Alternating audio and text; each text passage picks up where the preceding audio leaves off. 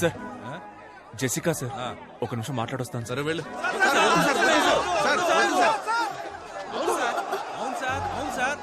Sir నా కూతురు 3rd year BTech చదువుతాం సార్.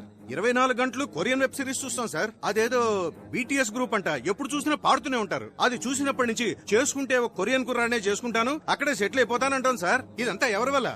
వీడి వల్ల. సార్ నా రెండో కూతురు ఓ అమెరికా ఓడితో లేచిపోయింది సార్. రాత్రికి రాత్రే ఇక్కడి నుంచి బయలుదేరి అమెరికా వెళ్తే అక్కడ రాత్రే, భయం వేసి అక్కడి నుంచి తిరిగి ఇక్కడికి వస్తే ఇక్కడ రాత్రే, అంతా చీకటి. నా లైఫే చీకటి అయిపోయింది సార్. దీనంతటికి కారణం ఈడి లవ్వే సార్.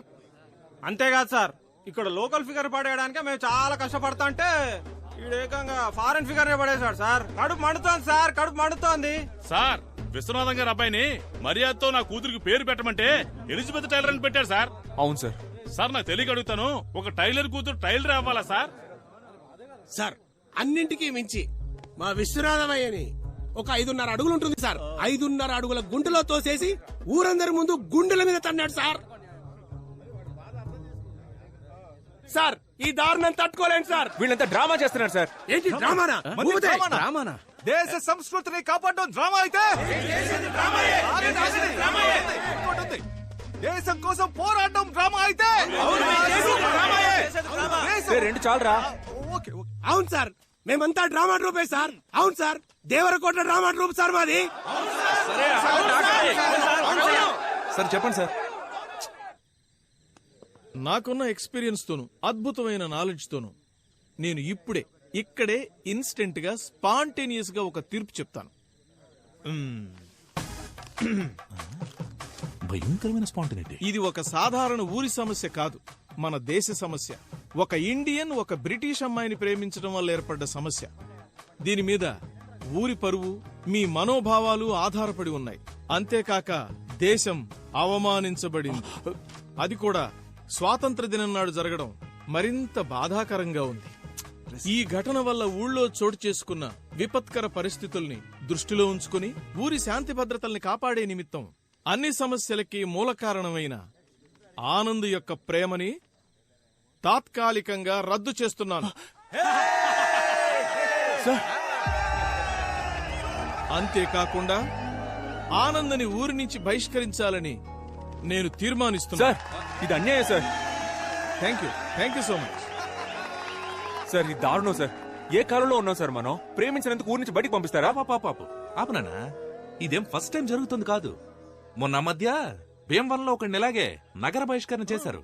ఇప్పుడు నువ్వు ఫీల్ అవుతావని నిన్ను ఊళ్ళోకి పంపించారనుకో, ఇక్కడున్న వాళ్లలో ఎవడో ఒకడు ఆ పిల్ల వాళ్ళ ఇంటికెళ్లి రాయేస్తే నా ఉద్యోగం ఊడిపోతుంది. సార్ ఇది అన్యాయం సార్. ఇది చాలా తప్పు సార్. సార్ వద్దు sir. Jessica, Jessica, Please leave him. Sir.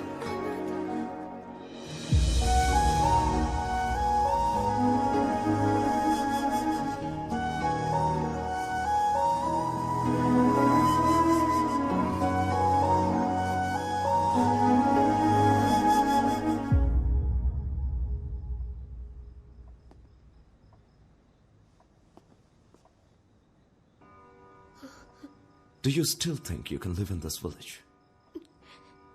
You know I'm not against Anand now.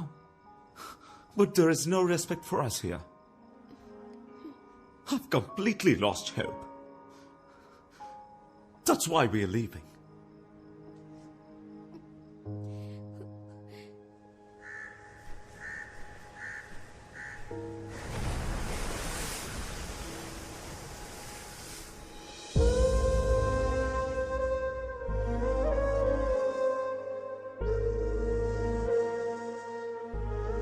Uncle?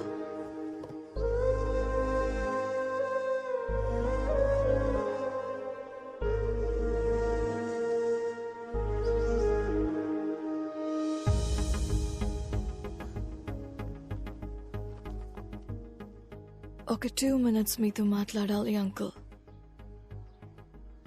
మీరు మమ్మల్ని హేట్ చేయడంలో ఒక న్యాయం ఉంది అంకుల్. మేము ఇండియన్స్ మీద అంత వైలెన్స్ చేశాం, స్లేవ్స్ లా ట్రీట్ చేశాం. ఎన్నేళ్లు గడిచినా ఆ హేట్రెడ్ మాత్రం అలాగే ఉంది అంకుల్. మై గ్రాండ్ మా టోల్డ్ ఇండియా అందరినీ హక్ చేసుకుంటుందని, లైఫ్ ఇస్తుంది అని. కానీ నాకు అదృష్టం లేదు అంకుల్. ఆనంద్ లాంటి ఒక కైండ్ పర్సన్ ఒక అర్థం లేని పగకి బలవుతాడని అనుకోలేదు. ఆనంద్ నా లైఫ్లో ఎప్పుడు తోడుగా ఉంటాడని అనుకున్నాను, కానీ జ్ఞాపకంగా మిగులుతాడని అనుకోలేదు. These are all original land documents, uncle. And one more thing, uncle. ఇంతవరకు మా వల్ల మీకు జరిగిన అన్ని అన్యాయాలకి ఆల్ బ్రిటిష్ పీపుల్ తరపున, మీరు పడ్డ కష్టాలకి అందరి తరపున సారీ అంకుల్.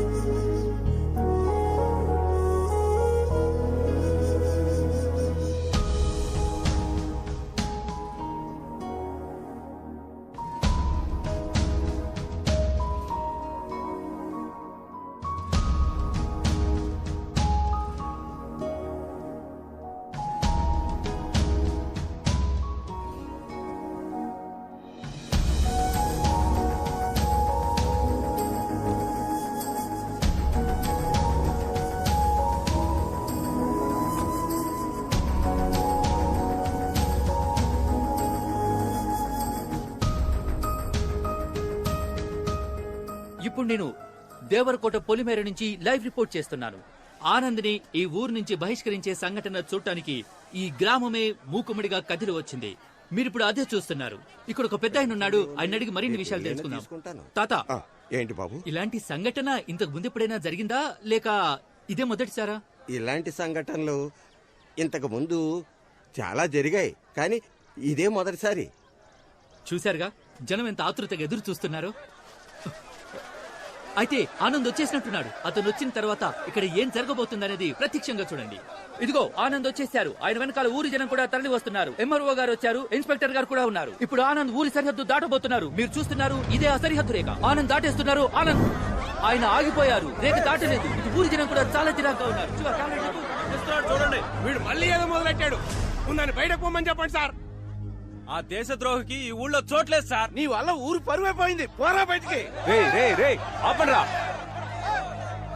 నేనెందుకు బయటికి వెళ్ళాలరా? నేనేం తప్పు చేశాను? నేను వెళ్ళనరా. ఏం పీక్తారా? ఏంటా లండన్ ప్రిన్స్ కోపంగా చూస్తున్నావు? ఇండియాకి సంబంధించిన ఒక విషయమైనా ఫాలో అయ్యావు నువ్వు? అయ్యాన్రా, మీ అందరికంటే 100% ఎక్కువగా ఫాలో అయ్యాన్రా. All Indians are my brothers and sisters అనేది ఫాలో అయ్యాను కాబట్టే ఒక బ్రిటిష్ పిల్లని లవ్ చేశాన్రా.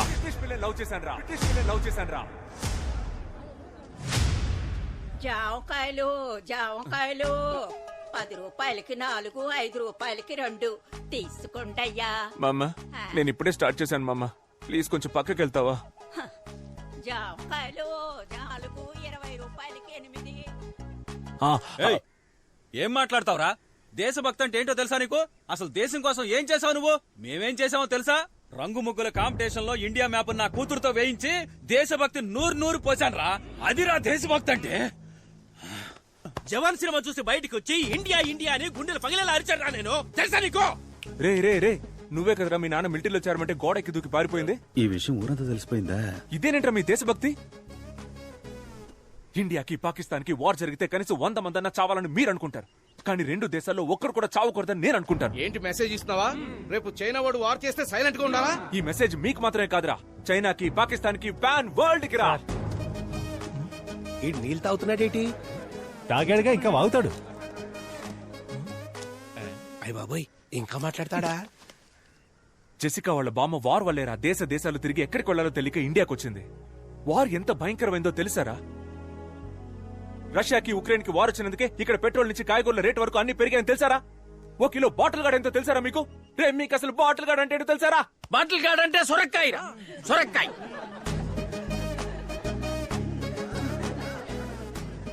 సార్ ముందు బార్డర్ నుంచి బయటికి పంపించాడు సార్ విని. బార్డర్ బార్డర్ అనే మాట ఫస్ట్ ఎప్పుడు విన్నానో తెలుసారా? మా పక్కింటి ఆంటీ మా అమ్మ దగ్గరకు వచ్చి, అక్క నీ చీర బార్డర్ బాగుంది, నా చీర బార్డర్ బాగుందా అని అడిగింది. అప్పుడేరా ఫస్ట్ టైం విన్నాను ఆ మాట. నాకు తెలిసిందల్లా ఒక్క బార్డరేరా. ఏం మాట్లాడుతున్నాడు? వేరే ఏ బార్డర్ నాకు తెలియదురా. బాగా చెప్పావు తమ్ముడు, కరెక్ట్. అసలు ఈ బార్డర్లే ఉండకూడదు, మనకొద్ది బార్డర్. ఎవరది? నేనే తమ్ముడు. అన్నా నువ్వు రానా సార్ కొంచెం తప్పుకోండి. నువ్వు రాన్నా, నువ్వు చెప్పన్నా బార్డర్ ప్రాబ్లం గురించి. ఎన్నని చెప్పమంటావు తమ్ముడు? 1 2 మనశాంతిగా బార్డర్ క్రాస్ చేయలేకపోతున్నాం. ఒక ఫుల్ బాటిల్ తెచ్చుకోలేకపోతున్నాం. తరిమి పట్టుకుంటున్నారు. అదిగో ఆయన పట్టుకుంటున్నాడు, ఇదిగో ఈయన పట్టుకుంటున్నాడు. రే ఆగు, నువ్వు ఏ బార్డర్ గురించి చెప్తున్నావు? యానం బార్డర్ గురించి తమ్ముడు. ముందు పోరా ఇక్కడి నుంచి. మీకు ఒకే ఒకటి చెప్తున్నాను రా. ఒకటి చెప్తాను చెప్తూనే ఉన్నా. అవును తమ్ముడు, బాగా లేట్ అయింది. మీ నాన్నగారు కూడా వచ్చారు. బాయ్ చెప్పి వెళ్ళిపో. నాన్న, నన్ను మీరు కూడా అర్థం చేసుకోలేదా నాన్న? Emotional drama. 10th standard school competition లో ఫస్ట్ ప్రైజ్ విన్ అయినప్పుడు అక్కడున్న వాళ్ళంతా ఎవర్రా మీ నాన్న అని అడిగితే నేను మీ పేరే చెప్పాను కదా నాన్న.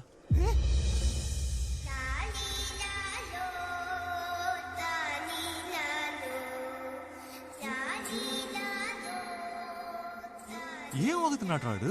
టీచర్ని ఎక్కువ క్వశ్చన్స్ అడిగానని స్కూల్ నుంచి పంపించేశారు. స్లిప్పులు పెట్టానని కాలేజ్ నుంచి పంపించేశారు. సినిమా అయిపోయిందని థియేటర్ నుంచి పంపించేశారు. ఇప్పుడు లవ్ చేశారని ఊరి నుంచే పంపించేస్తున్నారు. ఇంటెలిజెంట్ పీపుల్ అంటేనే మీకు నచ్చదు కదరా. ఆ రోజు సోక్రటీస్, ఈ రోజు నేను. చాలరా పోరా. పోన్రా నేను. ఒక బ్రిటిష్ అమ్మాయిని లవ్ చేశానన్న ఒకే కారణం వల్ల కొంచెం కూడా హ్యూమానిటీ లేకుండా ఇలాంటి దారుణమైన పనికి తెగబడిపోయారు కదరా. కరోనా కాలంలో అన్ని దేశాలకి హెల్ప్ చేసినందుకు మనం ఇంకా ప్రాణాలతో ఉన్నాం. అప్పుడు గెలిచింది హ్యూమానిటీయా దేశభక్తారా? చెప్పండి రా, హ్యూమానిటీయా దేశభక్తా? నీకు తెలుసా? నాకు తెలియదు. హ్యూమానిటీ అంటే ఏంటండి? హ్యుమానిటీ అంటే నాకు తెలీదా? హ్యుమానిటీ అంటే హ్యుమానిటీ. దీనికి సమాధానం మా అయ్యగారు చెప్తారు. హ్యుమానిటీయా దేశభక్తి? దీనికి ఆన్సర్ ఏంటో నాకు తెలుసు, కానీ ఈ ఆన్సర్ ప్రపంచానికే వినపడేలా గొంతెత్తి చెప్తాను. సూపర్ అయ్యా. సేమ్ ఇలాగే. ఇప్పుడు నాకు 67 ఏళ్ళు వచ్చాయి. ఈ ఊళ్ళో 66 ఏళ్ల వయసున్న వాళ్ళు ఉంటారు, 68 ఏళ్ల వయసున్న వాళ్ళు ఉంటారు, కానీ ఒకే ఒక్కడైనా 66 ఏళ్ల వయసులో నాకన్నా పెద్దోడు అవ్వగలుగుతాడా? ఈయన జవాబు చెప్పేలోపు ప్రశ్నే మర్చిపోయేలా ఉన్నాం. నా జవాబు నేను చెప్పాను, ఇంకా మీరే చెప్పాలి. మా నోడేదో అడుగుతున్నాడు, ఏం చెప్దాం? కొత్తగా ఏదో హ్యూమానిటీ అంటున్నాడు. మన కులపోలంతా హ్యూమానిటీ అందాం. హ్యూమానిటీ. ఆ కులపోలు చెప్పింది మనం ఎందుకు కాపీ కొట్టాలరా? మనం మార్చి చెప్దాం. దేశభక్తి.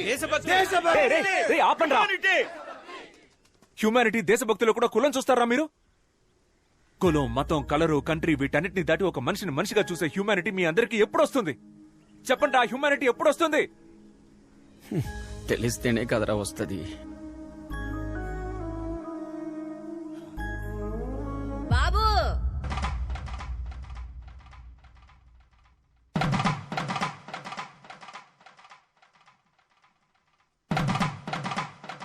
బాబు, చిన్న వయసులో E=MC² కి అర్థం తెలియకనే జామకాయలు అమ్ముకుంటున్నా.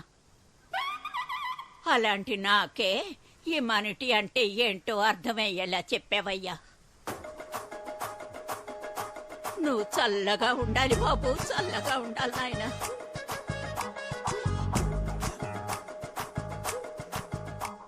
చూశారుగా, జాంకాయలమ్మే ఓ ముసలావిడికి హ్యుమానిటీ అంటే ఏంటో తెలిసింది. మరి మన ఊరి ప్రజలకి హ్యుమానిటీ గురించి ఏమైనా తెలిసిందో లేదో చూద్దాం రండి. కెమెరామెన్, జనాల వైపు ఓసారి కెమెరా తిప్పండి. తమ్ముడు ఇట్రా. సార్ వస్తున్నా. రారా. చెప్పండి సార్. నేను ఫస్ట్ నుంచి హ్యుమానిటీయే. నేను హ్యుమానిటీలోనే పెరిగాను, దాని తర్వాత హ్యుమానిటీలోనే పుట్టాను. నేను హ్యుమానిటీయే, ఎప్పుడు హ్యుమానిటీయే. పైగా మేము అందరం కూడా హ్యుమానిటీయే. నేను కూడా హ్యుమానిటీయే సార్. హ్యుమానిటీయే. ఇప్పుడు చెప్పండి రా, హ్యుమానిటీయా దేశభక్త? ప్రేమ దేశమా?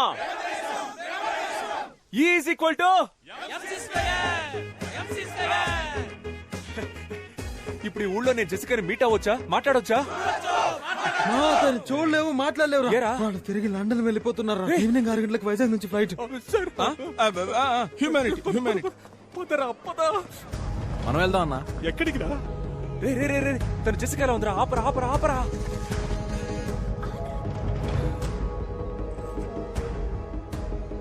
మావయ్య మీరు వెళ్ళలేదా? నువ్వెవరు? ఎందుకు సార్ ఆయన పట్టుకున్నారు? ఆయన చాలా డీసెంట్ అయిన మనిషి సార్, పక్కా జెంటల్మెన్ సార్.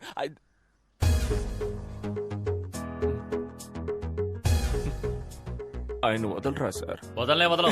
మీరు సూపర్ సార్. మావయ్య సూపర్ మావయ్య. మామా నువ్వు బంగారం. నువ్వు నాతో మాట్లాడద్దు సార్. మాట్లాడొద్దని చెప్పండి సార్. మాట్లాడకమ్మా. ఆనంద్ మాట్లాడుకో. నీకోసం నేను 3rd వరల్డ్ వార్ ఫేస్ చేస్తుంటే నువ్వు నన్ను వదిలేసి వెళ్ళిపోతున్నావు. ఆనంద్ ప్రేమ దేశం అంటే ఏంటో తెలుసా నీకు? అట్లీస్ట్ ప్రేమకు రోజైనా తెలుసా నీకు? ప్రేమ అనేది తమ్ముడు ఇక్కడ కూడా స్పీచ్ ఇస్తున్నావా? నాన్నా మీరు నా స్పీచ్ విని మారిపోయారా నాన్నా? నీ స్పీచ్ విని నువ్వు మారుండొచ్చు, మేమంతా స్టార్టింగ్ నుంచి కరెక్ట్ గానే ఉన్నాం.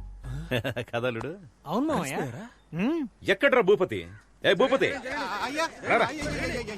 నా ఇమేజ్ అంతా స్పాయిల్ చేసావు. ఇవ్వమ్మా. ఇదిగా క్యాచ్. ఆ? అది ఆయన. అవి మా బావగారికి ఇచ్చేయి. అయ్యా నో అయ్యా. రే ఇవ్వరా. అయ్యా కుదరదయ్యా. రేయ్ అది ఎక్కడ్రా? అయ్యా ఇదిగో ఆ. మళ్ళీ కత్తిచ్చిందే. రేయ్ చెయ్యివరా. ఇవ్వరా చెయ్యి. ఇవ్వరా ఇవ్వ. ఇందులో ఒక చిన్న మ్యాటర్ ఉంది, నేను తర్వాత చెప్తాను. మీ అందరికి ఒక డౌట్ ఉంటుంది కదా, తెల్లవాళ్ల రక్తం అంతా తెల్లగా ఉంటుందని. ఇప్పుడు అది క్లియర్ చేస్తాను.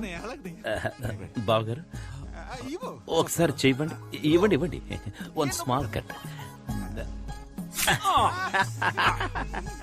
రే చూసావా? చూసావు కదా? చూసావు కదా? రెడ్ కలర్ లోనే ఉంది. అందరి రక్తం ఎర్రగానే ఉంటుందిరా. అర్థమైందిగా? ఇవ్వరా. Nasty municipality. ఆనంద్ నాన్న ఇదిగా. బావగారు రండి. కోడలి పిల్ల రామా. ఆంటీ రండి.